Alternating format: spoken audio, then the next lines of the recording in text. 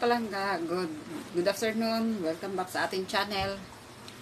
Ngayon, tuturo ko sa inyo kung paano mag-set up ng V8 sound card.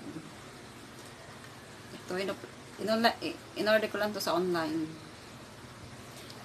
Ngayon, tatry natin paano mag-set up. Ito guys, dito siya sa microphone. Condenser mic. Kikita nyo to. Ito siya. Dito nyo siya ikakabit.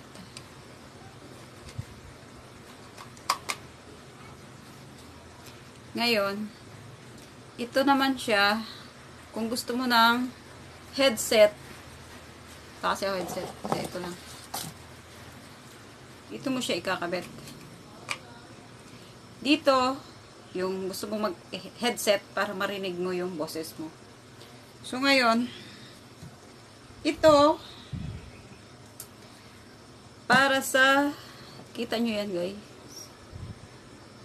Line 1, line 2, tapos sa music, ito, charger. Ito para sa, ikabit natin sa line 1.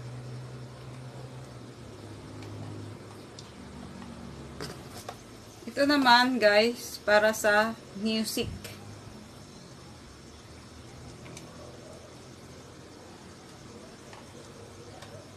Yan. Itong line 1, connect siya doon sa isang cellphone mo na kung saan ka nagre-record. Connect mo siya. Sala kasi cellphone mo. Ito siya doon kung saan ka gusto mong mag-video. Okay, makita mo yung music. Yan siya guys. Tapos pag open mo siya, ipupush mo lang siya ng 1, 2, 3. Ayan siya. Yan siya guys.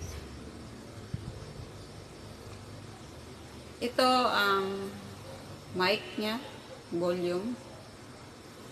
Ito sa echo.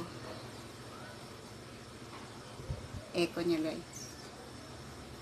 Tapos, ito nakikita nyo yung mga itim. Ito sa monitoring. Music. Ito sa record. Bass. Tsaka sa tremble. Dito nyo, kung gusto nyo paiba-ibang boses nyo, dito kayo push nyo lang dyan saan gusto nyo. Tapos ito, kung halimbawa gusto nyo ng, halimbawa,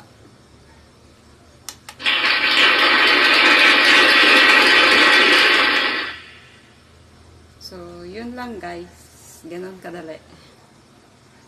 Ganun lang siya kadali i-set up mga palangga. Kaya, don't forget, subscribe my channel, Palangga Vloggers. Okay guys, salamat.